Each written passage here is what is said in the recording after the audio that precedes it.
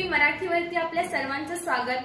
आपण पाहत आहात बिग टीव्ही मराठी. मी तृप्ती कदम. पाहूया आजच्या ठळक घडामोडी. संयुक्त महाराष्ट्र नवनिर्मिती जनक श्री अण्णाभाऊ साठे यांचे आहे त्यांना सुद्धा नमन करतो.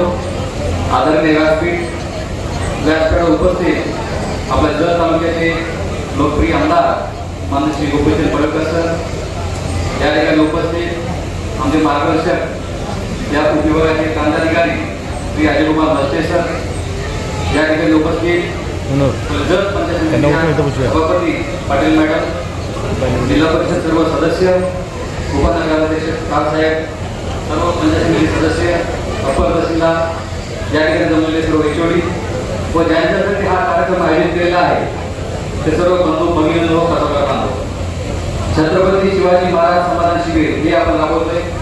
आपल्या राज्याचे आदरणीय मुख्यमंत्री श्री देवेंद्र फडणवीस यांचा जन्मदिवस तसेच आपले माजी उपमुख्यमंत्री आदरणीय अजितदादा पवार यांच्या जयंतीनिमित्त आपण 22 जुलै ते 2 ऑगस्ट पर्यंत हा कार्यक्रम राबवतोय. त्यामुळे आपण जर मतदारसंघाचा हा कार्यक्रम आज बालाजी मंगल त्या ठिकाणी पार पडत आहे. त्या कार्यक्रमासाठी आता मागे आपले पास झाले महाराष्ट्र अभियान ते पूर्ण मतदारसंघाचा एक एकत्र अभियान राबवतोय. त्यासाठी आपण विविध विभागासाठी जे लाभ असतात एकाच शेताकडे मिळावे तर ते आपण बाहेर स्टॉल्स पण ठेवलेले आहेत आणि विविध विभागाच्या योजना आहेत त्याचे लाभार्थी पण आज या ठिकाणी आपण व्यासपीठावर उपस्थित मान्यवर आहेत त्यांच्या हस्ते वाटप करणार आहोत. तर आपल्याकडे महत्त्वाच्या योजना आहेत जसं की जीवन सातबारा आहे त्याच्यामध्ये आपण काही दुरुस्ती केल्या.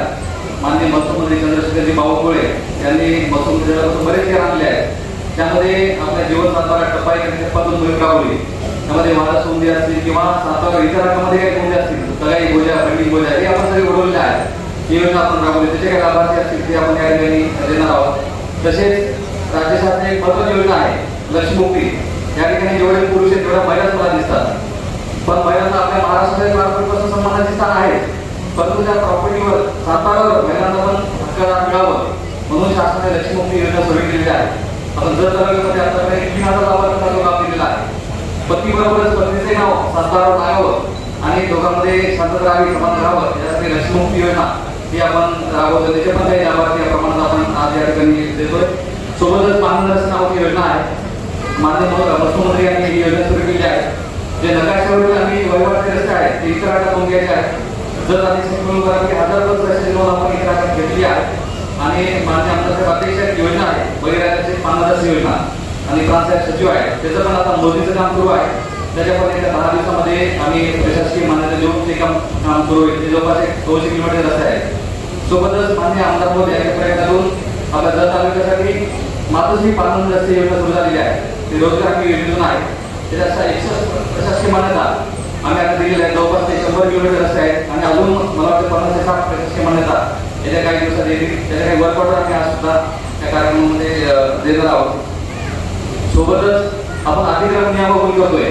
2011 पूर्वीचं तुमचं रहिवासीचं अधिक्रमण असेल आणि ते महाराष्ट्र शासन या जमिनीवर असेल गावात असेल किंवा महाराष्ट्र शासन गायरान नाही महाराष्ट्र शासनावर असेल 2011 पूर्वीचं असेल आणि रहिवासी असेल आणि तुमच्याकडे पुरावा असेल तरी आपण अधिक्रमण नियमावली करतोय. त्यापैकी आज काही लाभार्थ्यांना आपण ते अधिक्रमण नियमावली केल्याचे आदेश या ठिकाणी वाटप करणार आहोत. तसेच काही 115 दुरुस्ती असतील त्याचे पण आपण आदेश वाटप करतोय. मागे पुण्यामध्ये 115 तपासणी झाली त्यामध्ये 12 अधिकारावर कारवाई झाली. त्यामुळे 115 मध्ये कडक नियम दिलेले आहेत. त्यामध्ये हस्तलिखित सातबारावर तुमची चूक असेल ती दुरुस्त झाली नाही ऑनलाईन सातबारामध्ये तेच फक्त 115 खाली येतील. बाकी काही फेरफार झाले असतील ते माननीय प्रांताकडे अपील याच्यामध्ये ते दुरुस्त होतील. ते पण काही लाभार्थी आपण या ठिकाणी करणार आहोत. तसेच संजय गांधी पुरवठाचे जे लाभार्थी आहेत ते पण आपण लाभ देतोय. सोबत बाकीच्या काही योजना आहेत. रोजगार हमी योजनेचे वृक्ष लागवड आता आपण वृक्ष लागवड सुरू केली आहे. तर आपण विशेषतः 5 प्रमाणे ठिकाणी देतोय. बाकी घरकुल आणि बाकीचे जे रोजगार हमी लाभार्थी आहेत त्याच्या पण आपण लाभार्थ्यांना या ठिकाणी वाटप करणार आहोत. सोबतच आपण हरित महाराष्ट्र अंतर्गत पण वृक्ष लागवड करतोय. मागील 10 दिवसामध्ये आपल्या सर्व विभागांनी मिळून पशुसंवर्धन विभाग असेल, कृषी विभाग असेल, वन विभाग असेल, नगरपालिका असेल, महसूल सर्वांनी मिळून 1 लाख झाडं आपल्या तालुक्यामध्ये लावलेली आहेत. आता आरोग्याकडे वृक्ष संपलेले आहेत आणि अजून पुढच्या 5 दिवसामध्ये अजून आम्ही 1 लाख वृक्ष लागवड आपल्या जत तालुक्यामध्ये हे हरित महाराष्ट्र वृक्ष लागवड अंतर्गत करणार आहोत. सोबतच या ठिकाणी आपण प्रत्येक गावामध्ये एक EGS म्हणून वृक्ष लागवड घेणार आहोत. या ठिकाणी जमलेले सर्व जिल्हा परिषद सदस्य असतील, पंचायत समिती सदस्य असतील यांना विनंती आहे की आपल्या गावामध्ये एकतरी वृक्ष लागवड प्रस्ताव ग्रामसेवकामार्फत व्हिडिओ वगैरे आला पाहिजे याची सर्वांनी प्रयत्न करावे. त्यामुळे आपल्याकडे 123 गाव आहे.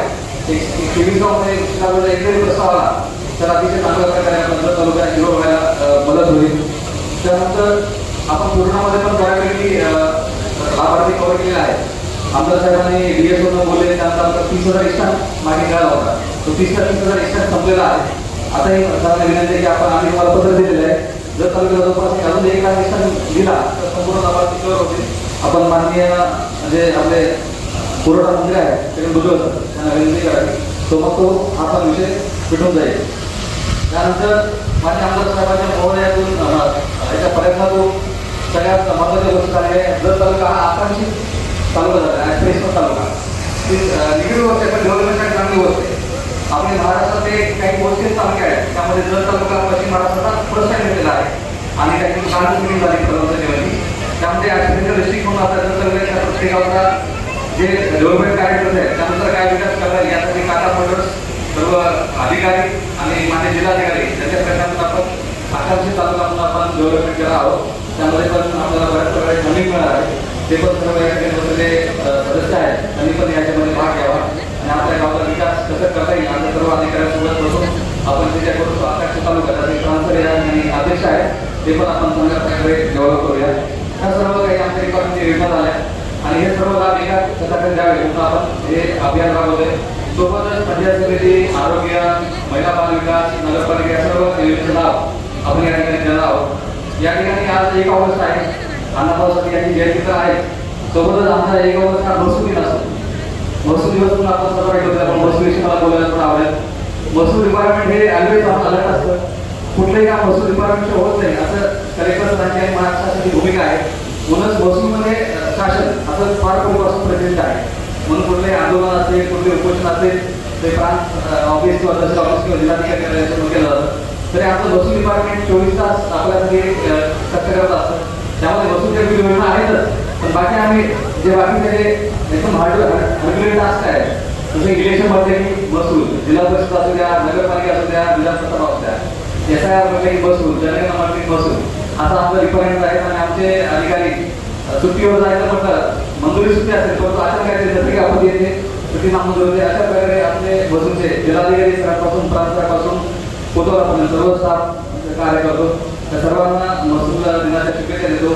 म्हणून महसूल डिपार्टमेंटच्या विषयी मला एक 2 वाक्य बोलून मी इथे थांबवतो.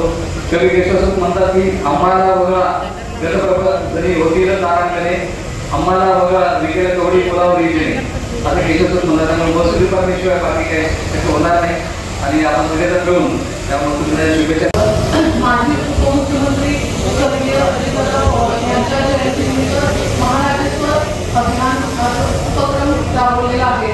या कार्यक्रमासाठी आज प्रमुख उपस्थिती म्हणजे जत विधानसभा मतदारसंघाचे लाडके आमदार मान्य श्री पडळकर साहेब, त्याचबरोबर जत उपविभागाचे उपविभागीय अधिकारी अजय कुमार मस्के साहेब, त्याचबरोबर आपण जे नागरिक आहेत त्यांच्या समस्येचं समाधान करणार आहोत. त्याचबरोबर जे लाभार्थी आहेत त्यांना देखील लाभ देणार आहोत. त्यामध्ये विविध प्रकारचे दाखले असतील, त्याचबरोबर MSCB कडून सुद्धा सर्टिफिकेट मिळणार आहे. त्याचबरोबर महिला व बाल विकासाच्या काही योजना असतील, त्याचबरोबर मोदी खात्याच्या योजना, अशा सर्व वेगवेगळ्या डिपार्टमेंटनी प्रत्येकाने आपापले लाभ देणार आहे. तर मी सर्व नागरिकांना आवाहन करते की या सर्व सुविधांचा लाभ घ्यावा. आणि आज रावसाहेब म्हटले तसं आज अण्णाभाऊ साठे यांची जयंती आहे. त्या जयंतीनिमित्त देखील आपण सर्वांना एक लाभ देत आहोत. आणि जास्त 2000च्या आसपास लाभ आपण इथे देतोय. मागच्या 2 महिन्यापूर्वी एप्रिल महिन्यापासून आपण प्रत्येक मंडळ स्तरावर देखील अशा प्रकारचे समाधान शिबिर घेतले होते. त्यावेळेसचा जो प्रतिसाद होता त्या मानाने आजचा प्रतिसाद खूप चांगला आहे. आज आपण महसूल विभागाचा तर आपण बरेच लाभ देत आहोत पण त्याचबरोबरीनं इतर विभागाच्या देखील खूप चांगल्या योजना आहेत. त्या योजनांचा देखील आपण लाभ देत आहोत. महसूल विभागामध्ये माननीय महसूल मंत्री चंद्रशेखर बावनकुळे साहेब आल्यापासून मागच्या 2 वर्षामध्ये महसूल विभागामध्ये अनेक चांगल्या योजना राबवल्या गेलेल्या आहेत. त्या सगळ्यात चांगली योजना म्हणतात आपण म्हणू की बळीराजा शेत पाणंद रस्त्याची एक योजना आहे. आणि साहेब आपल्याला खरं तर आनंदाची बाब आहे आपल्या प्रयत्नातून जत तालुक्याला सगळ्यात जास्त म्हणजे 7.5 कोटी रुपये निधी आपल्याला त्या पाणीग्रस्त योजनेसाठी मिळालेला आहे.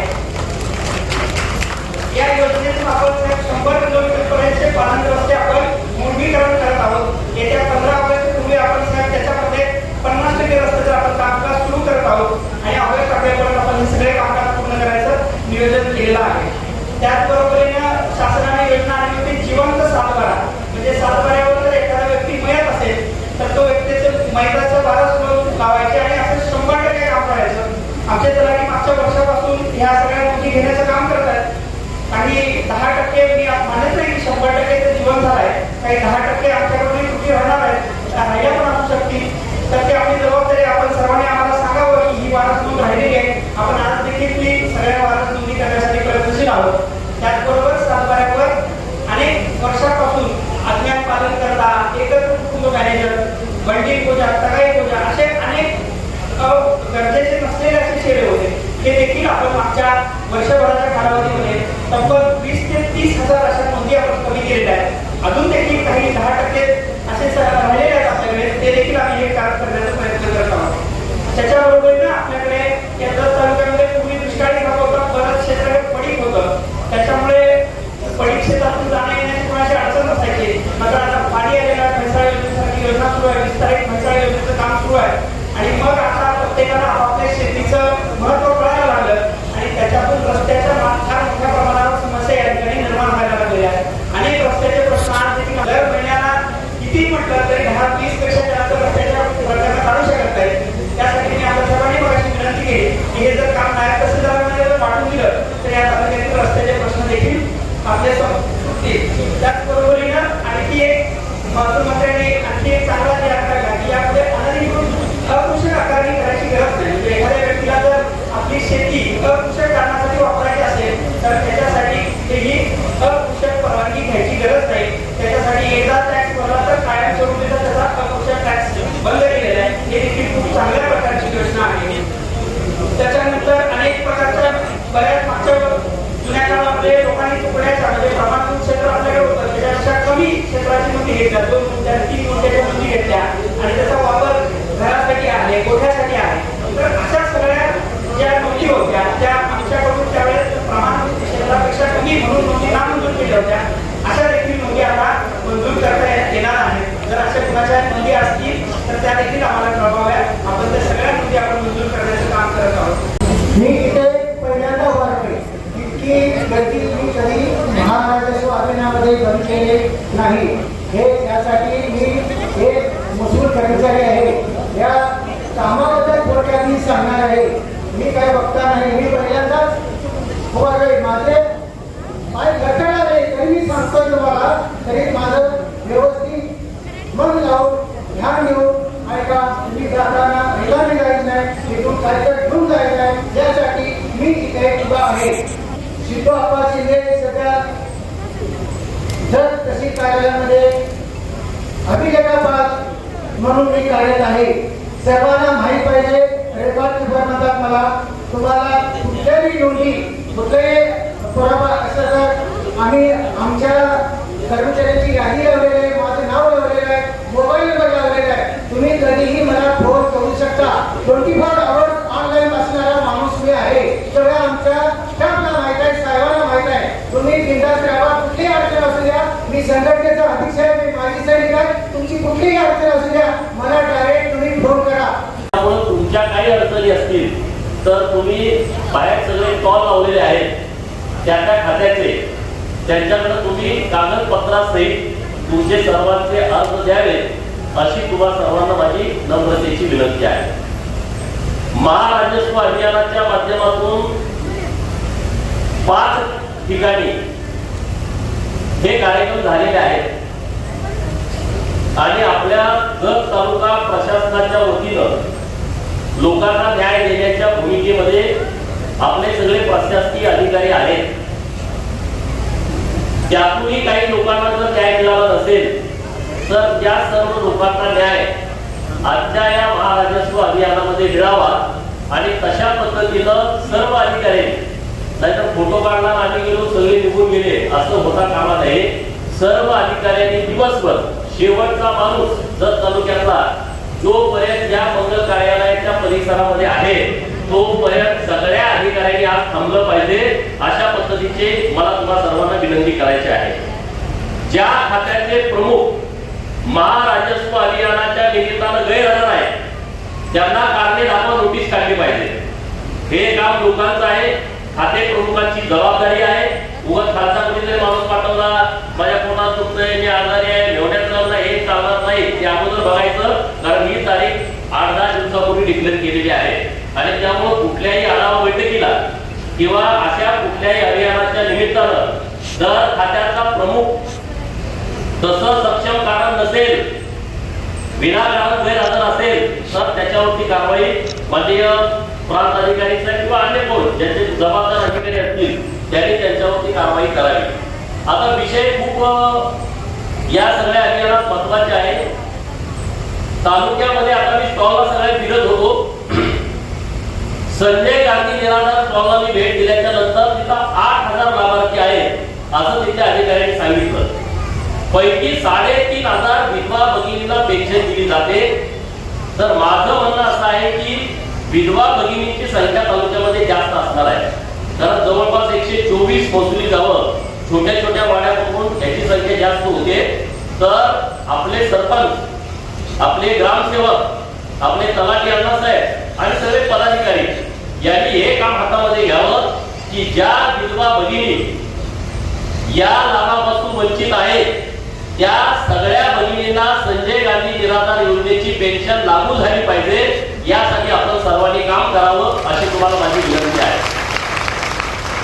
या खात्याचे काम बघतायत त्यांना माझं सांगणं असं आहे की तुम्ही यादी तयार करा, प्रत्येक गावामध्ये किती विधवा भगिनींना आपण पेन्शन देतो, किती श्रावणबाळ योजनेमध्ये आपले ज्येष्ठ मंडळी लाभार्थी आहेत त्यांची नावं तुम्ही द्या, म्हणजे गावातल्या लोकांच्या लक्षात येईल अरे बाबा ही भगिनी आपली विधवा आहे परंतु तिचं या पेन्शनच्या यादीमध्ये नाव नाही।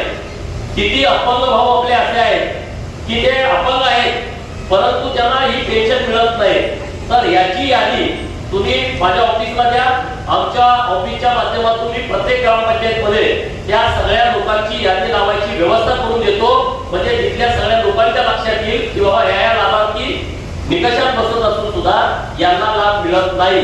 तर अशा पद्धतीचं एक काम आपण या डिपार्टमेंटच्या माध्यमातून करा, कारण 1,500 रक्कम ही मोठी रक्कम आहे आणि ती आपल्या सगळ्या लोकांना संजय गांधी निराधार योजनेमधून मिळालीच पाहिजे। जर कोणी लाभार्थी वंचित असेल तर त्या सगळ्या लाभार्थ्यांना न्याय मिळवून देणं ही आपल्या सगळ्यांची जबाबदारी आहे, त्यामुळे त्या सगळ्या लोकांना इथे घ्या। दुसरा जो स्टॉल होता लेख लाडकी योजना जी आहे त्या मी स्टॉलला गेलो, योजना अनेक आहे परंतु त्या योजनेमध्ये जेव्हा आपण 1,01,000 ज्या मुलीचा जन्म झालाय आणि 2 अपत्य आहेत त्या मुलीला आपलं सरकार जन्म झालेल्या दिवशी म्हणजे प्रोसेस केल्याच्या नंतर 5,000 रुपये, ती मुलगी पहिलीत गेली का 6,000 रुपये, ती मुलगी 8वीत गेली का 7,000 रुपये, ती मुलगी 11वीत गेली 8,000 रुपये आणि त्या मुलीला 18 वर्ष पूर्ण झाली का 75,000 रुपये, असे 1,01,000 रुपये आपलं सरकार आपल्या मुलीच्या नावावरती टाकतंय। परंतु यादी बघितल्याच्या नंतर 350 मुली आहेत 2023 नंतर, तर या गोष्टीमध्ये खूप मोठी तफावत आहे। सगळ्या गावातल्या प्रमुख लोकांना आणि पालकांना माझी विनंती आहे, ज्या ज्या पालकांना कन्यारत्न जन्माला आले 2023 नंतर त्या सगळ्या लोकांनी कागदपत्र घेऊन तुम्ही अर्ज केला पाहिजे। 1,01,000 रक्कम ही फार मोठी रक्कम आहे आणि त्या मुलीच्या पुढच्या शिक्षणासाठी किंवा लग्नासाठी त्या पालकाला मदत होईल, त्यामुळे 350 ही संख्या खूप कमी आहे, कारण 23 ते 26 700 मुलं जन्माला आलेली आहे, 50% मुलं 50% मुली जर आपण पकडल्या रेशो आता बऱ्यापैकी समान आहे आपला, तर 350 मुलं 350 मुली असं कसं होईल, आणि त्यामुळे मुलींची संख्या जास्त असेल। ज्यांना 3 अपत्य 4 अपत्य त्याला लाभ मिळत नाही, परंतु आता 3-4 अपत्य जन्माला घालणारी यांना पालक फार कमी राहिलेले आहेत, ते एकाच होत नाही तर दुसऱ्या लोक म्हणायला लागले तर तिसरं कशाला, अशी परिस्थिती निर्माण झालेली आहे। त्यामुळे लेख लाडकी योजनेमध्ये सुद्धा सगळ्या गावातल्या प्रमुख लोकांनी या योजनेचा लाभ घेतला पाहिजे। राजकारणामध्ये अगोदर बाकीचे सगळे 26,000 रुपये आले, तिथं नंतर 23व्या 24व्या वर्षी आता होतोय, तर तिला चांगली मदत मिळू शकते. याच्यापेक्षा दुसरा आपलं कामच नाही ना. दुसरा महत्वाचा विषय यामध्ये आपण अतिक्रमण नियमानुसार करण्याचा निर्णय सरकारने घेतला. 2011 पूर्वी सरकारी जमिनीमध्ये जी घरं राहायला लोक आहे, व्यावसायिक नाही, व्यावसायिक असेल तर तुम्हाला ते करता येत नाही, पण तुझी राहायला लोक आहेत त्यांना फक्त 3 लोकांना आपण लाभ देतोय. आणि म्हणून आपल्या व्हिडिओ साहेब असते किंवा आपलं महसूल खात असेल तर आपल्या तालुक्यामध्ये जर मी तिकोणीला बऱ्याच वेळा जातो तिथं 20-25 घरं आहेत आपल्या सरकारी जागेमध्ये आहे. 2011 पूर्वीची घरं आहेत. अनेक ठिकाणी गावागावामध्ये या सरकारी जागेमध्ये लोकांनी घरं बांधलेली आहेत. आणि मग कुणीतरी नोटीस काढतं, त्यांना घरं काढून घ्या म्हणतं. गरीब लोक आहेत, त्यांना जमीन नाही, जागा नाही, आणि मग अशा लोकांची घरं तीनच कसं काय. तर या सगळ्याबाबत प्रांताधिकारी साहेब, तहसीलदार आणि व्हिडिओ साहेब यांनी अत्यंत कडक शब्दामध्ये खालच्या लोकांना सूचना द्याव्या. ज्यांची घरं सरकारी जागेमध्ये आहेत, 2011 पूर्वीची आहेत, त्यांच्याकडं काहीतरी पुरावा आहे, लाईट बिल आहे, घरपट्टी आहे, पाणीपट्टी आहे, त्याचा एक पुरावा दिल्याच्या नंतर त्यांची घरं त्यांच्या नावावरती केली जातील. जर पुढच्या महिन्यामध्ये तुमच्या अधिकाऱ्यांनी खालच्या जर याचा पाठपुरावा केला नाही तर तुम्ही त्याच्यावरती कारवाई करा. ते कशासाठी आहे तिथं सरकारनं निर्णय केला गरीब लोकांच्यासाठी, तर तुम्ही त्या लोकांना स्ट्रिक्टली सूचना द्याव्या. आता दुसरा विषय आहे गोपीनाथ मुंडे अपघात विमा योजना. आणि आपल्या अधिकाऱ्यांनी व्यवस्थितपणे आपल्या घरातला करता माणूस जेव्हा अपघातानं मृत्यू होतो, त्या घरावरती दुःखाचा डोंगर कोसळतो, घरामधला एखादा करता माणूस गेल्याच्या नंतर ती आपली विधवा होईल, मुलाबाळांना घेऊन पुढं कसं आयुष्य जगायचं अशा विवंचनेमध्ये असते. आणि त्यासाठी आपल्या सरकारनं 2.5 लाख रुपये स्वर्गीय गोपीनाथरावजी मुंडे साहेब यांच्या नावावर अपघात विमा योजना काढली आहे. आणि आता आपल्या तालुक्यामध्ये ऍक्सिडेंट झाले, सर्पदंश मोठ्या प्रमाणामध्ये सर्पदंशचं प्रमाण वाढलंय. जेव्हा हे लोकांचं म्हणणं आहे की म्हैसाळचं पाणी आलं किंवा टेंबूचं पाणी आलं किंवा काही लोक बोलतात की खतं घेऊन बाहेर आले, त्यातून हे सर्पदंशाचं प्रमाण वाढलेलं आहे. तर आज आपण 40 लोकांना म्हणजे विजेचा करंट लागला, सर्पदंश झाला, ऍक्सिडेंट झाला किंवा अन्य काही अपघाती निधन झालं, अशा 40 लोकांना आज आपल्या या अभियानाच्या माध्यमातून त्यांच्या घरच्या लोकांना मदत देण्याचा पण विषय आपल्या प्रशासकीय अधिकाऱ्यांनी घेतलेला आहे. मी त्यांचं मनपूर्वक अभिनंदन करतो सर्व अधिकाऱ्यांचं. आणि जर त्यातून कुणी रिजेक्ट झाला असेल तर त्यांचे फेर प्रस्ताव सादर करा. जर काही त्यामध्ये एखाद्या दृष्टीने रिजेक्ट असेल तर तशा पद्धतीचा प्रस्ताव हे आपल्या सरकारनं सादर करावा अशी माझी तुम्हाला सगळ्यांना. हे सर्पदंश होतो तेव्हा आपल्याकडे त्या वाईट असणं गरजेचं आहे. कारण आता मला कालच मेसेज आला, 2-3 वर्षाच्या मुलीला साप चावला. परवा आमचा शिंदूरचा कार्यकर्ता 8वीला मुलगा होता, त्याला कुणाला साप चावला, रात्री त्याच्या लक्षात आलं नाही, त्या बाळाचा मृत्यू झाला. तर आपल्या सर्व जे प्राथमिक आरोग्य केंद्र आहे किंवा आपल्या इकडं आलेचे आहे तर तिथं या सगळ्या वाईट आहेत का बघा.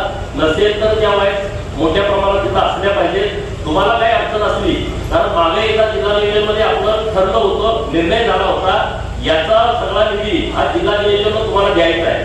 पण त्याची पुढे अंमलबजावणी झाली की नाही झाली त्याच्याबद्दल तुम्ही मला सांगा. त्या पद्धतीनं मी जिल्हा नियोजनाकडे माननीय पालकमंत्री महोदयांच्या सोमवारी बैठक आहे, मी त्या पद्धतीनं त्यांच्याकडे विनंती करेन. तालुक्यासाठी दुसरा एक विषय चांगला झालेला आहे.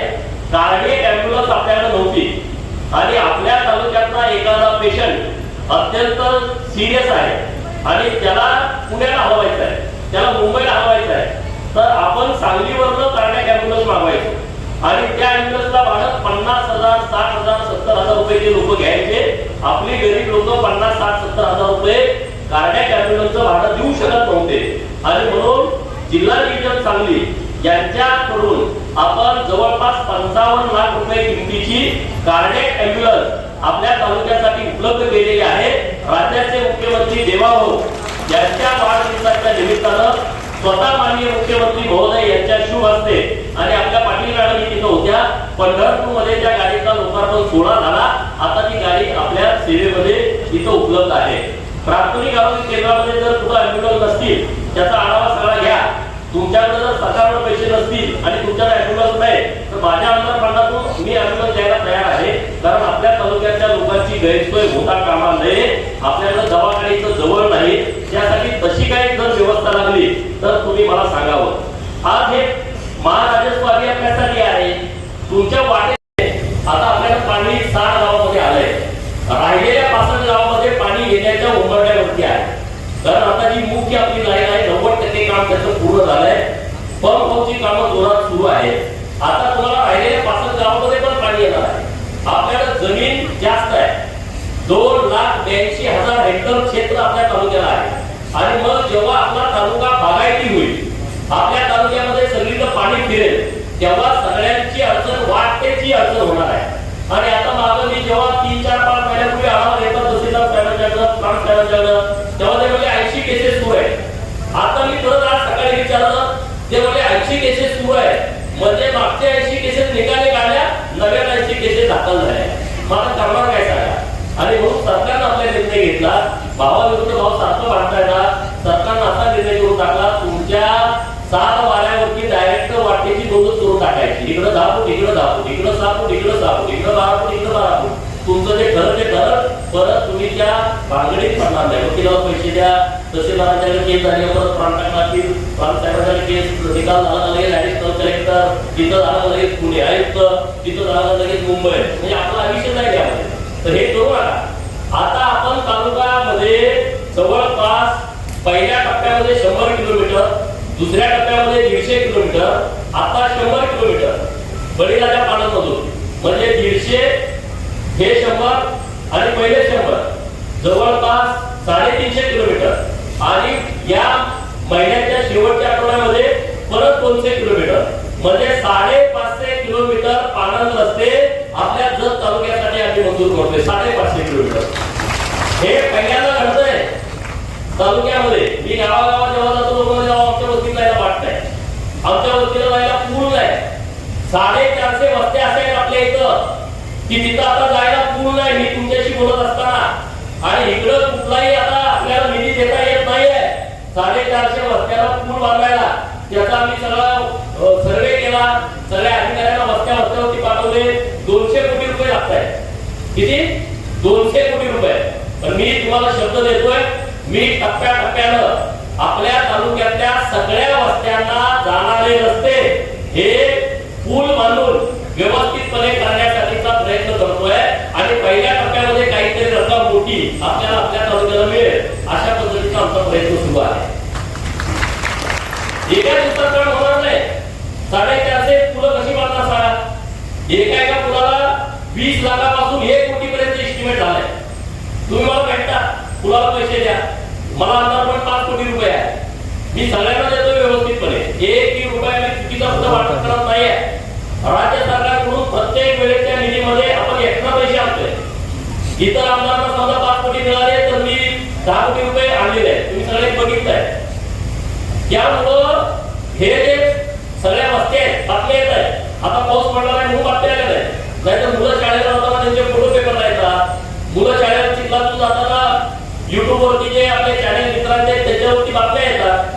परंतु हे काम करण्यासाठी 2 पर्याय आम्ही निवडलेले आहेत. एक आपत्कालीन विभाग आणि दुसरा जलसंपदा खात्याचं म्हैसाळ योजनेचं पाणी ज्या ओढापात्रातून जात आहे. म्हैसाळचे अधिकारी कुठे आले असतील तर त्यांना सांगायचं आम्हाला, तुम्ही ते पूल बांधून द्यायचं आम्हाला, जिथून पाणी म्हैसाळचं जाते तिथं. आणि तिथं जिथं साईड पूल कम बांधणार आहे करा, आम्हाला चांगलं आहे. आणि तुम्ही पाणी आणवा, बोट आमच्या लोकांना वाढ द्या. तर असे 2 पर्याय घेऊन आम्ही अशा पद्धतीचं नियोजन केलेलं आहे. आता तालुक्यात सगळ्यात मोठी अडचण आहे, संध्याकाळी 6 ते 10 लाईट जाते. संध्याकाळी 6 ते 10 लाईट जाते. ती कुठं जाते आहे? वस्त्यावरती जाते. हे नीट विषय समजून घ्या. कारण मराठवाड्यात वस्त्या नाहीत, विदर्भात वस्त्या नाहीत, अडचणी पश्चिम महाराष्ट्रातली आहे. सरकारचं म्हणणं आहे आम्ही दिवसात तुम्हाला लाईट देतोय, पण रात्री असणारी पाहिजे. पण सरकारला आम्ही हे सांगू इच्छितोय, आम्हाला रात्री लाईट यासाठी पाहिजे कारण आम्ही रानातच राहतो. म्हणजे आमच्या शेतातच आमची घर आहे पश्चिम महाराष्ट्रामध्ये. कुठं 5 किलोमीटर आत जावं रस्त्यापासून तिथं घर आहे. आणि त्यामुळे आमच्या लोकांच्या अडचणी आहेत. अशा 750 ठिकाणी आम्हाला या वस्त्या गावठाणाशी जोडायच्या आहेत. आणि म्हणून त्याचं प्लॅनिंग केलेलं आहे. तुम्ही आता संध्याकाळी मला शिव्या देत असाल, चहा पिताना, स्वयंपाक करताना, मालिका ज्यांची बुडली ते मला शिव्या देत असतील, विद्यार्थी अभ्यास करताना ते शिव्या देत असतील. पण माझ्या हाताचा विषय नाही. पण मी प्रयत्न करतोय या वस्त्या गावठाणाशी जोडून घ्यायच्या, म्हणजे परत कधीच तुमची लाईट जाणार नाही अशी व्यवस्था करून घ्यायची आहे. MSEBी त्याशी आमचं व्यवस्थितपणे बोलणं झालंय. त्याचं व्यवस्थितपणे नियोजन केलं. काय काय अधिकारी जरा घाबरतात, एवढं कसं करायचं, अरे करा ना. तालुक्यामध्ये बॅकलॉगच एवढा आहे. मागच्या 2 महिन्यामध्ये जवळपास 150 ट्रान्सफॉर्मर मी आणले मुंबईतून, माननीय मुख्यमंत्री महोदयांना भेटून त्यांना सांगून. एक ट्रान्सफॉर्मर मिळाला तुम्हाला वर्ष 2-2 वर्ष जात होतं. लोकांना माय मुलगा काय तुम्हाला 8 दिवस सांगू देतो बाबा. 8 दिवस सुद्धा आता लोकांना लेट वाटतंय, कारण त्यांना माहिती हा काम करतोय. मी माननीय मुख्यमंत्री महोदयांना 2 वेळा भेटलो. लोकेश चंद्रा साहेब ते मुख्य आहेत, आपले मुख्य सचिव पण आहेत आणि एमएससीबी खात्याचे ते प्रमुख पण आहेत. त्यांना विनंती केली आहे, जेवढे 750 ट्रान्सफॉर्मर लागणार आहेत ते मी ट्रान्सफॉर्मर तुम्हाला पुढच्या 2 महिन्यामध्ये, आता एमएससीबी वाले ट्रान्सफॉर्मर दिले तर त्यांना बसवायचं होईल. त्यांना आता ट्रान्सफॉर्मर उपलब्ध करून दे, बसून टाका, यादी द्या. त्यामुळं तालुक्यातलं हे जे सगळं एमएससीबीचा जो विषय सगळ्यात मोठा प्रॉब्लेम आहे, तो प्रॉब्लेम आपण पुढच्या काही महिन्यामध्ये सोडवून घेऊ, जेणेकरून तुम्हाला त्रास होणार नाही. अशी व्यवस्था आपण या माध्यमातून करून घेऊ. बाकीचा जो विषय आहे, आता आपण कोंबडी ते जर हा जो रस्ता आहे, वाहनाची जास्त वर्दळ आहे, गाडी आता पास पण करता येते इतकी वाहन आहे. आणि म्हणून राज्याचे मुख्यमंत्री महोदय माननीय देवाभाऊ आणि या खात्याचे मंत्री माननीय शिवेंद्रराजे भोसले महाराज यांच्यासाठी जोरदार टाळ्या वाजवा. टाळ्या यासाठी वाजवा म्हटलं की 502 कोटी रुपये त्यांनी आपल्या एका रस्त्याला मंजूर करून दिलेले आहेत. आपल्या सांगली जिल्ह्यामध्ये सगळ्यात मोठा रस्ता आज जस्त मिळालेला आहे 502 कोटी रुपयाचा. आणि त्यातून आपण आता ते काम आपलं होईल. बाकीचे राहिलेले रस्ते मुख्यमंत्री सडक योजनेमध्ये आता 25 किलोमीटरची लांबी आपल्याला मिळालेली आहे. राहिलेले 13 किलोमीटर ज्या निकषात रस्ते आहेत ते पण मी माननीय सुधीर दादा गाडगीळ त्यांच्याकडे काही रस्ते शिल्लक राहत आहेत, माननीय सुरेश भाऊ खाडे यांच्याकडे काही रस्ते शिल्लक राहत आहेत. त्यांना मी विनंती करतोय, तुमच्याकडे जर लेट असेल तर तुम्ही आपल्या जलसाठी तुमचा निधी उपलब्ध करून द्या. तर आता पुन्हा इकडून आपण आपल्या तालुक्याच्या दृष्टिकोनातून जे आपल्याला आवश्यक आहे तो निधी सगळा आपण उपलब्ध करतोय. आपल्या पंचायत समितीच्या इमारतीचं बांधकाम सुरू आहे. पुढच्या आठवड्यामध्ये आपल्या नगर परिषदेच्या इमारतीचं भूमिपूजन आपल्या राज्याच्या नगर विकास खात्याच्या मंत्री माननीय माधुरीताई मिसाळ यांच्या हस्ते होणार आहे. आपल्या शहराला सांगली जिल्ह्यात कुठल्या शहरामध्ये नाही अशी देखणी भव्य दिव्य इमारत आपण आता आपल्या शहरामध्ये बांधतोय. आता आपल्याला नाट्यगृह नाही आपल्या शहरामध्ये, एखादा कार्यक्रम घ्यायचा म्हटलं तर ठिकाण नाही. आणि म्हणून आम्ही प्रयत्न करत होतो सगळे, प्रांताधिकारी साहेबांची मदत झाली, तहसीलदार साहेबांची, सीओ साहेब आहेत, आमचे नगराध्यक्ष शिवरामाचे नगरसेवक, की जर एक चांगलं नाट्यगृह असावं.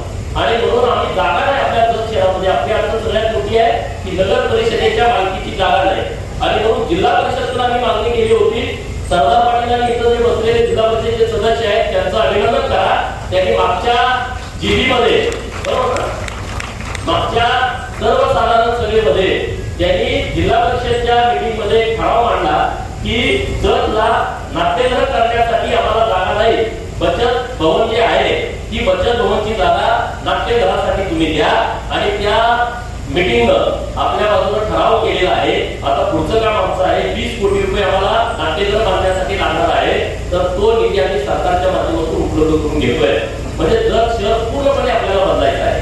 माननीय जयकुमार गोरे भाऊंना मी परवा भेटतो आणि त्यांना विनंती केली, जत तहसीलच्या समोर जी आपली जिल्हा परिषदेची जागा आहे, एक तर तुम्ही मला नसेल तर तुम्ही आम्हाला नगर परिषदेला द्या. तर माननीय ग्रामविकास मंत्री महोदयांनी सांगितलं की जत शहरामध्ये जेवढ्या जागा या जिल्हा परिषदेच्या मालकीच्या आहेत त्या सगळ्या जागांमध्ये एक मोठं व्यापारी संकुल बांधण्यासाठी ग्रामविकास खातं निर्णय घेत आहे. त्यामुळे नगर परिषदेचा लोड कमी होतोय. जर शहराचा पूर्ण चेहरा बदल, जे पुढे कोटी वगैरे टाकून आपली गरीब लोक तिथं व्यवसाय करतायत, त्या सगळ्या लोकांना एक चांगलं व्यापारी संकुल जर महसूल कार्यालयाच्या पुढं, महसूल भवनच्या पुढं, प्रशासकीय भवनच्या पुढं आपण ते करून घेतोय. आता विषय राहिला आरटीओ कार्यालयाचा. 15 कोटी रुपये नितीन गडकरी साहेबांनी दिलेले आहे. त्याचं भूमिपूजन आता पुढच्या या नगर परिषदेच्या भूमिपूजनाच्या दिवशी आपण तिथं 10 एकर जागा प्रांत साहेब, तहसीलदार साहेब आणि जिल्हाधिकारी सांगली यांनी आरटीओ कार्यालयासाठी दिलेली आहे. तर आपण पुढच्या त्या भूमिपूजनामध्ये आपलं आरटीओ कार्यालय होऊन जाईल.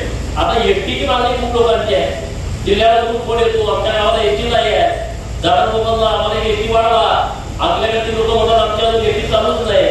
अनेक गावातून लोकांची, सोनगी सारखं गाव आहे, अजून एसटी तिकडे गेलेलं आहे. आणि मग डेपो मॅनेजरला आम्ही फोन केला, एसटीची संख्या कमी आहे आणि राज्याचं धोरण म्हणाले की प्रत्येक एसटी डेपोला 5 एसट्या द्यायच्या. मी नाही म्हटलं असं करू नका. आता जिल्ह्यात सगळ्या डेपोला 5 एसट्या आहे एवढं नाही. जर अख्ख्या विधानसभा मतदारसंघाला एकच एसटी डेपो आहे आणि त्यामुळे मला देताना तुम्ही दुसरीकडे 5 दिल्या, इकडे 10 द्या, इकडे 10 दिल्या की आम्हाला 20 द्या. आणि सरकारनं आमचं म्हणणं ऐकलं. आज 10 एसट्या हे आपल्यासाठी जगसाठी आलेल्या आहेत. 10 एसट्या आपल्यासाठी आले. आता मी त्याला विनंती केली की ज्या गावामध्ये एसट्याला त्याला देऊन टाका. याच्यावर मी थांबत नाही. मुंबईला मी नवीन एसटी डेपो म्हणून करतोय आणि तेव्हा मग 5 माणूस तर एका दिवशी येतील. एसटी डेपो चालू आहे, आपला सगळा प्रश्न मिटून जाईल. म्हणजे आम्ही नुसतं मनोपट्टी करत नाही. एखादा जो आपल्या तालुक्याचा प्रश्न आहे, डॉक्टर राणी साहेब आमचे मित्र असल्यामुळे आम्ही ऑपरेशनच करतोय, पूर्ण त्याचा निकाल लावून टाकतोय. 2 एसटी डेपो जर झाले आपल्या तालुक्यामध्ये, पूर्व भागातल्या लोकांच्यासाठी तिकडची सोय होईल, इकडच्या पश्चिम भागाच्या लोकांच्यासाठी या डेपोची सोय होईल. आता दुसरा विषय आहे, आपलं एसटी स्टँड बसवत नाही. तुम्ही तिथं जाऊन बसता, तिथं सगळा चिखल आहे, घाणे घाण आहे, मग 4 शिवाय मलाही देत असाल, डेपो मॅनेजर पण देत असाल. तर आता आम्ही शिवसाहेबांना विचारा, जे तुमची इथं आपल्या सुरंगर चौकामध्ये एसटी डेपोची जागा आहे, अनेक वर्षापासून पडून आहे. केसेस सुरू होत्या, भांडणी सुरू होत्या, नावावरती होत नव्हतं. हे नाव करायला गेले, मी एसटी वाले बोलून गेले 2-3 वेळा. हे नाव करायला गेले होते म्हणजे 3 कोटी रुपये भरा. 3 कोटी रुपये भरणार कुठले? परत तिथून गेलो वर मंत्री महोदय परत त्यांना एक आदेश दिला, 1 रुपया न घेता ती जागा आता एसटी डेपोच्या नावावरती केलेली आहे. आणि त्या चौकामध्ये जिल्ह्यात नसेल असं भव्य दिव्य देखणं एसटी स्टँड आणि डेपो आपण जत मध्ये उभा करतोय. त्याची पण प्रोसेस सुरू आहे.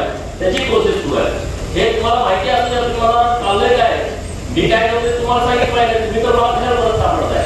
आज तुम्ही तुमच्या कामाच्या निमित्तानं आलाय, तर मी माझा स्वार्थ थोडा साधून घेणार, बरोबर की नाही सांगा. त्यामुळे हे सगळी कामं आता आम्ही मार्गी लावत आणलेली आहे. तुम्ही चिंता करू नका, जर तालुक्याला काही कमी पडणार नाही. निधी मी तुम्हाला शब्द दिलाय 2029 पर्यंत जतचा बॅकलॉग भरून काढल्याशिवाय हा गोपीचंद प्रकरण शांत बसणार नाही. आता जिल्ह्यातले मातबर लोक जतला काय आले बघा, म्हणते आम्हाला जत सारखं द्या की, जत नगर परिषद दिली आम्हाला द्या, जतला 502 कोटीचा रस्ता दिला आम्हाला द्या. म्हणजे जे जतला होतंय ते इकडे द्या म्हणताय. जतला नाट्यगृहाचा प्रस्ताव आलाय आम्हाला पण नाट्यगृह द्या. जतला प्राणी संग्रहालय मंजूर व्हायला लागले आम्हाला द्या. आता कोणाला मिळत नाही, ते जिल्ह्यात एकच मिळते ते जतलाच मिळणार. 110 एकरामध्ये 110 एकरामध्ये आपले साहेब आहेत बघा, ह्या खात्याचे साहेब आहेत, त्यांना विचारा. विरोधक हे काहीतरी सांगतात, काहीतरी आम्ही सांगत नाही. आम्हाला अभिमान आहे या गोष्टीचा की यांनी सगळ्यांनी फॉरेस्ट विभागाने खूप आम्हाला मदत केली. आणि आपला प्रस्ताव बघून नागपूरमध्ये प्रस्ताव गेल्याच्या नंतर जेव्हा माननीय मंत्री महोदय गणेश नाईक साहेबांच्या समोर प्रेझेंटेशन दिलं जतचं की हे प्राणी संग्रहालय आम्ही जतमध्ये करतोय 110 एकरामध्ये, माननीय मंत्री महोदयांनी राज्याचा निर्णय करून टाकला की जत सारखं प्रत्येक जिल्ह्याला एक प्राणी संग्रहालय असलं पाहिजे, निर्णय करून टाकला जतच्या प्रस्तावावर. तर जतचा प्रस्ताव लिहिला 110 एकराचा आहे, तर जिल्ह्याला इतर ठिकाणी 25 एकराचे आठ टाकले. 10 एकर मध्ये ते प्राणी संग्रहालय होणार. त्यामुळे हे प्राणी संग्रहालयाचं पण आता सीसीएफ मॅडम येऊन गेल्या. परवा तुम्ही फोटो बघितला असेल, 5 जिल्ह्याच्या प्रमुख अधिकारी त्या इथं व्हिजिट आल्या होत्या. त्यांना रिपोर्ट करायचा होता, तो रिपोर्ट केलाय. आता नागपूरमधून हे प्रकरण दिल्लीला जातंय. पुढच्या 2 महिन्यामध्ये आम्ही काही करून पाठपुरावा करून ते मंजूर करून आणण्याचा आम्ही प्रयत्न करतोय. म्हणजे जतसाठी ते खूप महत्वाचं आहे. आणि दुसरा एक विषय बोलतो आणि मी थांबतो. मी जेव्हा या तालुक्यामध्ये फिरलो तेव्हा सगळे मंदिराची संख्या बघितली, मंदिराच्या यात्राची पद्धत बघितली. प्रत्येक गावामध्ये ग्रामदैवत असलं तरी आपल्या जत तालुक्यामध्ये ज्या सेवाभावानं देवाची पूजा केली जाते, पहाटे 5 वाजता, पहाटे 3 वाजता, पहाटे 4 वाजता, संध्याकाळची आरती, सकाळची आरती, आणि इथे कडक सगळे नियम पाळले जातात. आपल्या इथं 40 मंदिरं अशी निघाली की जिथं 1 लाखापासून 10 लाखापर्यंत भाविक येतात. आणि म्हणून मी सरकारनं मागणी केली होती, आमचा तालुका दुष्काळी तालुका नाही आहे. आमच्या तालुक्याला सातत्यानं तुम्ही हिरवताय सगळे, दुष्काळी जत आहे, दुष्काळी जत आहे, दुष्काळी जत आहे. ही प्रभू रामचंद्राच्या सहवासामधली भूमी आहे, देवभूमी जत आहे. आणि सरकारने तशी मागणी केली, आमच्या जतचं नाव देवभूमी जत असं करावं. आनंदाची बाब अशी आहे की आता तो कॅबिनेटकडे प्रस्ताव जातोय. येणाऱ्या कुठल्याही कॅबिनेट मध्ये जतचं नाव हे देवभूमी जत होणार आहे आणि तशा पद्धतीचं नियोजन आम्ही करतोय. दुसरा, आम्ही आता 40 मंदिराचा एकत्रित आराखडा पत्रकार मित्र आहे. आम्ही राज्य सरकारकडून 8 मंदिरांना 5-5 कोटी रुपये मंजूर केलेले आहेत. तीर्थक्षेत्र ब मध्ये पुण्यश्लोक देवी होळकर तीर्थस्थान विकास योजनेमधून कालच आपल्या खलाटीचा तीर्थक्षेत्र बचा प्रस्ताव राज्य सरकारने मंजूर केला की तुमच्याकडे पत्र आला असेल. तर आता सगळी मंदिरं आम्ही कशी करणार? 5 मंदिरं फॉरेस्ट मध्ये आहे. फॉरेस्ट मध्ये राज्य सरकार केंद्र सरकार पैसे खर्च करू शकत नाही आणि म्हणून आम्ही फॉरेस्ट विभागाच्या माध्यमातून आमच्या अंबामाता मंदिर जत, संगतीर्थ वळसंग, मातारगाव उर्फ खंडोबा मंदिर फुलारवाडी, मलगुबाई मंदिर मोठेवाडी असं मी टूर आलं आणि गिरगावचं लक्ष्मी मातेचं मंदिर ही 5 मंदिरं फॉरेस्टच्या जागी घेत आहेत. 8 कोटी रुपयाचे असे 5 मंदिराचे प्रस्ताव आम्ही नवीन तयार केलेले आहेत. या सगळ्या 5 मंदिराचा विषय आम्ही फॉरेस्ट विभागाकडून करून घेतोय. कुठली अडचण येणार नाही. या मंदिरांना आम्ही 5-5 कोटी रुपये देतोय, ते ग्रामविकास म्हणून देतोय. 8 आणि 5 13 झाले. राहिलेल्या सगळ्या मंदिरांचा आम्ही प्रस्ताव तयार करायला लागलोय. त्याच्यासाठी एक एजन्सी अपॉइंट केलेली आहे आणि तो प्रस्ताव आम्ही केंद्राकडे पाठवतोय. प्रसादालय म्हणून एक नावाची योजना केंद्र सरकारची आहे. त्यामध्ये नानम्मा देवी गुड्डापूर 50 कोटी रुपयाचा वेगळा आराखडा आणि बाकीच्या राहिलेल्या मंदिराचा एकत्रितपणे आराखडा तो 200 कोटीचा होईल, 300 कोटीचा होईल, 150 कोटी, जे इथं गरजेचं आहे ते असा एक आराखडा तयार करून आम्ही केंद्राकडे पाठवतोय आणि 1 लाख टक्के आम्ही केंद्राकडून ते पैसे मिळवतोय. असा एक प्रयत्न आमचा सुरू आहे. त्यामुळं आपल्या कार्यालयाकडे जो माणूस येतो त्या माणसाचं काम बिना हेलपाटा, बिना तक्रार आणि बिना कुणी पैसे न मागता झालं पाहिजे अशी माझी तुम्हाला सगळ्यांना विनंती आहे. सांगितलं सगळ्यांना खालची काय लोक पुढचा आहे ते लोकांना तर जाऊ उद्या या परवा या असं करू नका. जेव्हा एखादा माणूस मुंदीचा इकडे येतो, एखादा माणूस मध्यमुलाचा इकडे येतो, एखादा माणूस तिकडचा माणिकरावचा माणूस एवढ्या लांब येतो तेव्हा जाणं येणं त्याला होत नाही. त्याला हेल्पट घालायला जाऊ नका. त्याला तुम्ही अजिबात त्रास देऊ नका. त्यांचं काम जागेवरती होईल, त्यांना मदत होईल अशा पद्धतीचं काम करा. कारण सगळी कामं जास्त महसूलकडे आहे आणि महसूलला 2 माणसं महत्वाची आहेत. एक तलाठी, दुसरा कारकून. कारकूनची व्याख्या मी मला सांगितली. तलाठीची व्याख्या मी आज सांगतोय. तलाठी म्हणजे त म्हणजे तक्रार, ला म्हणजे लादण्याचं आणि ही म्हणजे ठिकाण. तक्रार लादण्याचं ठिकाण म्हणजे तलाठी. भाव खरेदी केली दुसरा माझी तक्रार आहे हे जे मग करून घेऊ नका. एखादं वडील करायचं वाढलं 2 करायला या नाही तू माझा भाव नाही त्याची आहे दुसरी आहे. माझ्या वडिलांना 2 बायका होत्या. तक्रार लादण्याचं ठिकाण जे काय येतं ते तलाठ्याकडे येते. तलाठ्यांना माझी हात करून विनंती आहे तुम्ही अत्यंत माननीय व्यक्तिमत्व आहात आणि जर तालुक्यातल्या सगळ्या लोकांना जे लोक काही आराधी आहेत, शिक्षित नाहीत, त्या लोकांना जेव्हा तक्रार तुमच्यावर घेऊन येत आहेत तेव्हा तुम्ही त्यांना जरा समजावून सांगून त्याची तक्रार होणार नाही अशा पद्धतीची त्याला जरा मार्गदर्शन करा आणि गावागावातले भावाभावातले तिथले वाद जर मिटवले तर बऱ्यापैकी विषय आपले सगळे मार्गी लावू शकतात. आता आपल्या प्रशासनानं रस्त्याच्या बद्दल खूप काम चांगलं केलंय. जोरदार टाळ्या यांचं सगळ्यांचं अभिनंदन करूया. अनेक रस्ते आपण आता उतार्यावरती घेतलेले आहेत. अनेक रस्त्यांची मोजणी सुरू आहे. इथं आता देवकाते साहेब आहेत, कुठं रस्ते मला दिसत नाही, परंतु आता बळीराजा पानामध्ये 100 किलोमीटर रस्ते करायचे. तुम्ही रस्ते आम्हाला 10 मोजून दिले, रस्ते करणार कसे?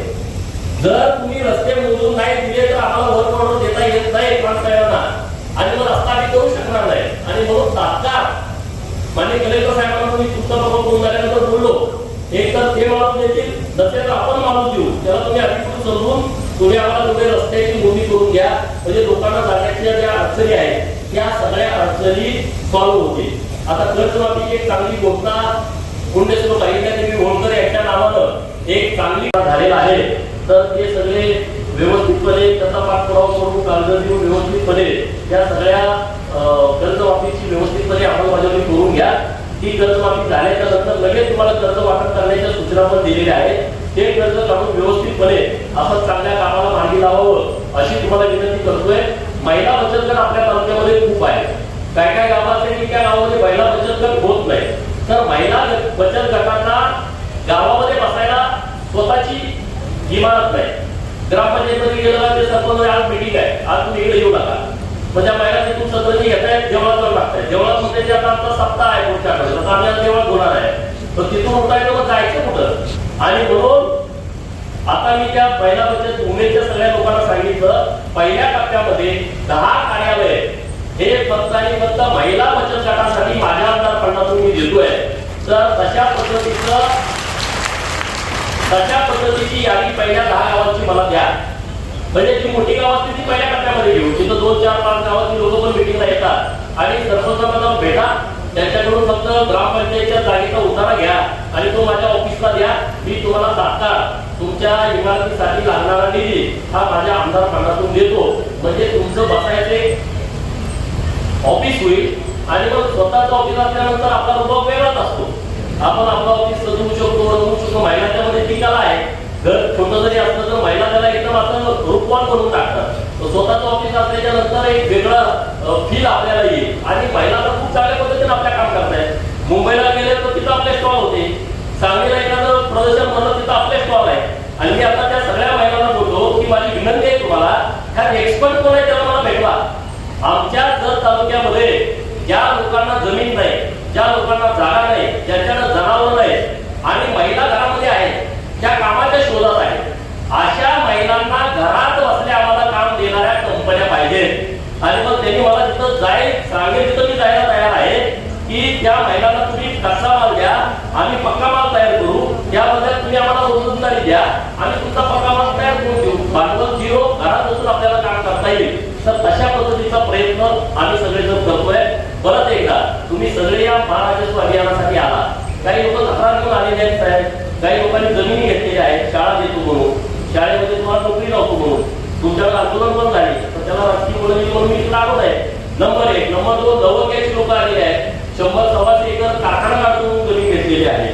तर या संदर्भामध्ये प्रशासनानं तात्काळ त्या लोकांना बोलवून त्यांचा व्यवस्थितपणे अहवाल तयार करा. कारण आता वर महसूल मंत्री महोदयांची बैठक या विषयाची लागणार आहे, तेव्हा तुमचा स्वयंस्पष्ट अहवाल या लोकांच्या बाजूने तुम्ही द्या.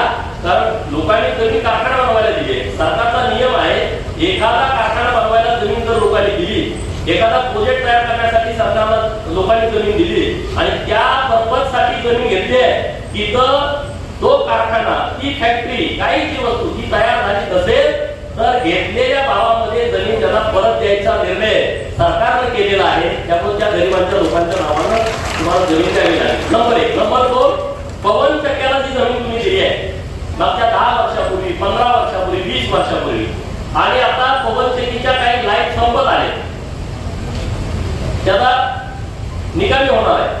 किंवा लोकांनी जमिनी घेतल्या पवन चक्क्या उभा करतो म्हणून, परंतु तिथं पवन चक्कीच उभा केली नाही, असे जर शेतकरी असतील त्यांनी याची प्राण साहेबांकडे अर्ज द्यायचा आहे. त्यांची सुद्धा जमीन परत त्या दरात तुम्हाला परत द्यायचा निर्णय सरकारने घेतलाय. हे पण लोकांना माहिती असू द्या. जिथं कुठं गावामध्ये पवन चक्कीसाठी तुम्ही जमीन दिलेली आहे तर त्या संदर्भामध्ये सुद्धा सरकारने निर्णय घेतलेला आहे. बाकी काही विषय खूप आहेत, परंतु आज लाडक्या बहिणी मोठ्या संख्येनं आजच्या या कार्यक्रमाला आवर्जून उपस्थित आहेत. त्यांच्यासाठी जरा जोरदार कार्यक्रम सर्वांनी वाढवावा. तुमचा मान सन्मान वाढवण्याचं काम माननीय मुख्यमंत्री देवाभाऊनी केलंय. अगोदर तुम्हाला नवऱ्याकडे 100 रुपये उसने मागायला लागायचे, आता कधी कधी नवरात तुमच्याकडे लाडक्या बहिणीचे 1,500 आले, त्यातले 1000 रुपये मला उसने देते. एक 4 दिवस तर तुम्ही त्याला मागं पळवताय आणि मग त्याला 1000 रुपये देताय काय सांगा. एवढा सन्मान तुमचा वाढलाय. जर 2-3 हप्ते जर एकत्रित आले तर तुमचं एकदम कॉलर टाईट होतीये. हे मदत नाही आहे, आपल्या गावातल्या महिलांना सन्मान वाढवणारी ही योजना आहे. सन्मान वाढवणारी. पूर्व शाळेत मला 10 रुपये दे आई, आईला पैसे नसते, आईला वाईट वाटतं. अरे पूर्व मला 10 रुपये मागतोय, गारेगावला आला, पाव विक्रेता आला, आईस्क्रीम वाला आला, आणखी कुठला जत्रच चाललाय तू, त्याला गाडी 100 रुपये द्यायची इच्छा आहे. आई आल्या माहेरवरनं तुम्हाला भेटायला, तिला तुम्हाला 200-500 1000 रुपयाची साडी घ्यायची आणि मग तुम्हाला नवऱ्याला पैसे मागायला लागताय. भाव आलाय तुमच्याकडे रक्षाबंधनला, भाऊ विकलेला आलाय, तुम्हाला वाटतंय यार माझा भाऊ गरीब आहे, त्याला एखादा ड्रेस घ्यावा. वहिनीचं तुमचं जर चांगलं असेल तर तुम्हाला वाटतं वहिनीला पण एखादी साडी घ्यावी. तर मग तुम्हाला नवऱ्याला मागायची गरज नाही. म्हणजे देवाभाऊनी ही जी लाडकी बहीण योजना आणलेली आहे ही महाराष्ट्रातल्या बहिणींचा सन्मान वाढवणारी आणि त्याचा स्वाभिमान जतन करणारी योजना आणलेली आहे. आणि ती योजना अशी कायम चालू राहणार आहे. बऱ्याच लाडक्या पैसे मिळत नाही, त्यांच्या तक्रारी आहेत, तर आपण त्या संदर्भामध्ये किती लोक आहेत, काय आहेत, त्यांची केवायसी झाली की नाही झाली, तर याच्या संदर्भातली सगळी माहिती महसूल विभागानं किंवा ज्या विभागाकडे आहे महिला व बाल कल्याण त्यांची माहिती घ्यावी अशी तुम्हाला माझी विनंती करतो. आपल्याला अधिकारी खूप चांगले आले आहेत आणि एकदम तरुण सगळे अधिकारी आहेत, त्यांची काम करण्याची इच्छा आहे, सगळे लय त्रास देऊ नये हे म्हणतो. म्हणजे अधिकारी नाही, मी असं सहज हे म्हणतो तुम्ही त्रास देता असं नाही. म्हणजे आपण त्याला सहकार्य करू, आता हात घालून आपण सगळे पुढे जाऊ. झाडं लावायचा कार्यक्रम घेतला, आपल्या जर झाडं नाही कमी आहे आणि आता 1 लाख झाडं सामाजिक वनीकरण लावतोय आणि 83 झाडं आपलं फॉरेस्ट खातं लावतोय. तुमच्या गावात असं सरकारी क्षेत्र असेल तर तुम्ही सुचवा आमच्या गावामध्ये झाडं लावा म्हणून, तर तशा पद्धतीची व्यवस्था मी तयार करू. कारण जर झाडं लावणं हे गरजेचंच आहे. सगळं बघितलं तर आपल्याला माळच दिसतंय, 10 किलोमीटर गावच दिसत नाही. रात्री झालं तर लाईटच दिसत नाही कुठं गावामध्ये. 10-15 किलोमीटर आपल्याला गाव नाही आणि सगळं मोकळं राहणं आहे. आपल्याला फॉरेस्ट सगळ्यात जास्त आहे सांगली जिल्ह्यामध्ये आपल्या जतला, तर तेही काम आपल्या सगळ्यांना हातामध्ये घ्यायचं आहे. परत एकदा स्वर्गीय अजितदादा यांच्या पवित्र स्मृतीस अभिवादन करतो. म्हणजे देवाभावना वाढदिवसाच्या निमित्तानं खूप खूप शुभेच्छा देतो. त्यांच्याकडे एवढीच मागणी करतो की जतला नंबर 1 बनवायचा शब्द त्यांनी आपल्या विधानसभेच्या प्रचारात दिला होता, तशा पद्धतीने ते आपल्याला मदत करतायत. पण इथून पुढे सुद्धा आणखी जत तालुका, जत शहर, ग्रामीण भागासाठी डेव्हलपमेंटसाठी सरकारनं आमच्या पाठीमागे कमी उभं राहावं अशी विनंती त्यांच्याकडे करतो. प्रशासकीय अधिकाऱ्यांचा आभार व्यक्त करतो. आणि तुम्ही सर्वजण आता बाहेर पण लोक खूप आहेत, कारण अपुरा पडला, त्यांना पण आनंद होता तुम्ही सगळे ते या आणि आज 10 एकट्याचं लोकार्पण केलं. एकीच्या लोकार्पणला पण खूप लोक बाहेर पण होती, आता बाहेर पण सगळी लोक आहेत. तुमची गैरसोय झाली त्याबद्दल आम्ही तुमची माफी मागतो आणि दिवसभर